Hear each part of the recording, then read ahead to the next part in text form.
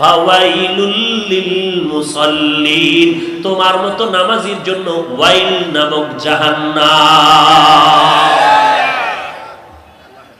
এরপরে যারা 5 ওয়াক্ত নামাজ পড়ে আবার বাইরে গিয়া সুদ খায়, আসেনি?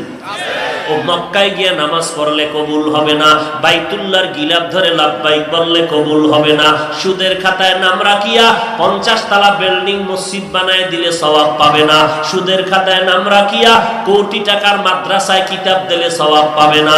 ওরে সুদের খাতায় নাম রাখিয়া কোটি কোটি টাকাও যদি যাকাত দেয় 1 বিন্দু সওয়াব পাবে না, কোটি টাকার কোরআন খতম করাইলো সওয়াব পাবে না, গরিবের খানা খাওয়াইলো সওয়াব পাবে না। তওবা না করে যদি কবরে যাও, আল্লাহ বলেন কোরআনের মধ্যে চিরস্থায়ী জাহান্নামী।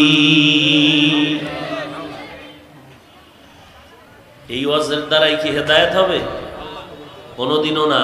আল্লাহর নবীর ওয়াজে যদি আবু জাহাল হেদায়েত না পায়, আমি কে? যেই নবীর বয়ানে কোনো কালিমা নাই, কোনো ভেজাল নাই, যে নবীর চেহারার দিকে তাকাইলে বেঈমানেরা মোহাব্বতে কালেমা পড়ে। কিন্তু কপাল খারাপ, আবু জাহাল কালেমা পড়লো না, বরং বিরোধিতা করলো। এরে যুবক, এই জমিনের মধ্যে যৌবনের বাহাদুরি তো নমরুদ, হামান, সাদ্দাত, কারুন কম করে নাই। যৌবনের বাহাদুরিতে আল্লাহর বিরোধিতা করেছে, নবীর বিরোধিতা করেছে বেঈমান।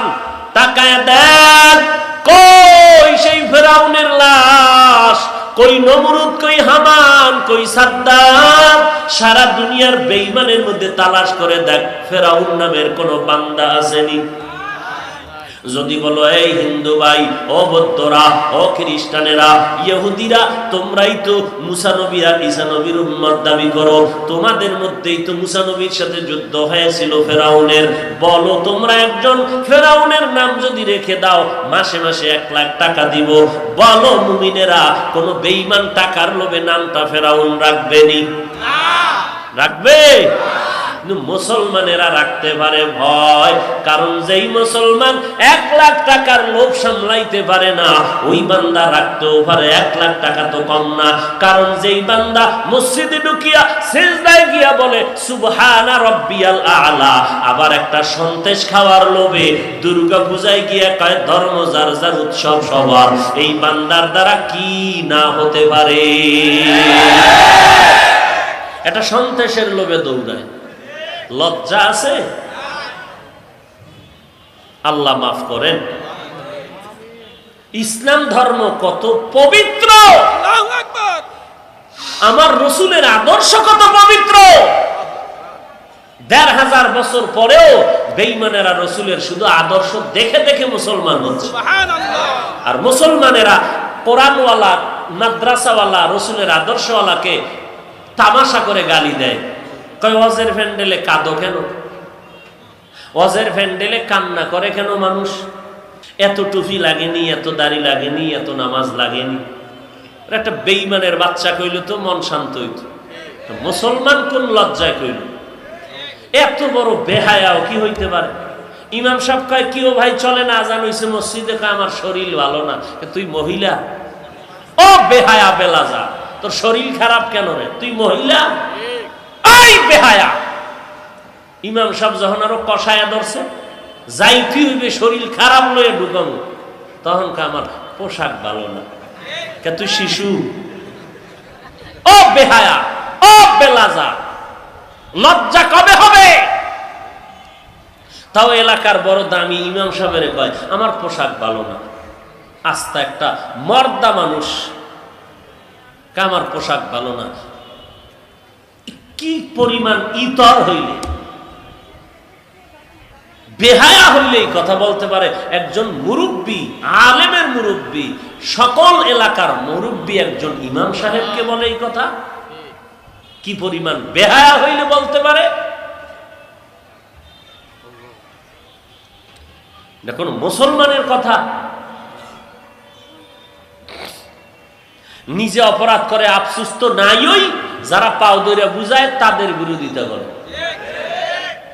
একবারও আফসোস আসে না, আরে আমি ঘুমাইতেছি, ঘুমের মধ্যে যদি আজরাইল আসে, কি ঘুমের মধ্যে মানুষ মরে না? তা তোমার মধ্যে কি একটু ভয় আসে না যখন বাতি নিভে ঘুমাও?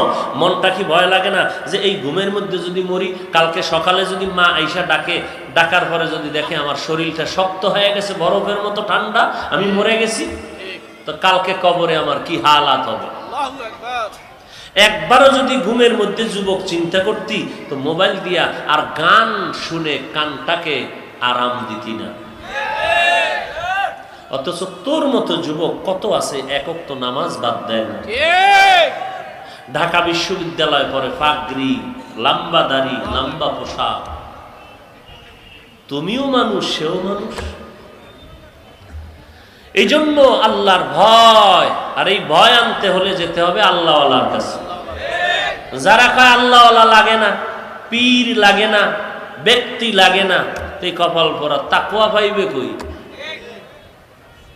এ তো আজীবন বিরোধিতাই করতে করতে আসতেছে, পীর মুরিদি লাগে না। আল্লাহ সবাইকে হেদায়াত দান করুন। আরো মোহাব্বতে বলেন। রাগ করতেছেন তো? মাপ চেয়ে মনে আর কি এর থেকে আর বড়? যদি কয় না পাও ধৈর্য মাপ চাওয়ার লাগবে, তো স্টেজে নাও ধৈর্যই মাপ চাও, সমস্যা নাই। পাও ধরলেও যদি তুমি রসুলের অনুগামী হও, রসুলের সুন্নাত মানো, এটাও আমার জন্য সার্থক। আল্লাহ সবাইকে মাফ করেন। আরো আস্তে করে বলেন। তাহলে নামাজ বছরে কয়েক তো পড়লে হবে?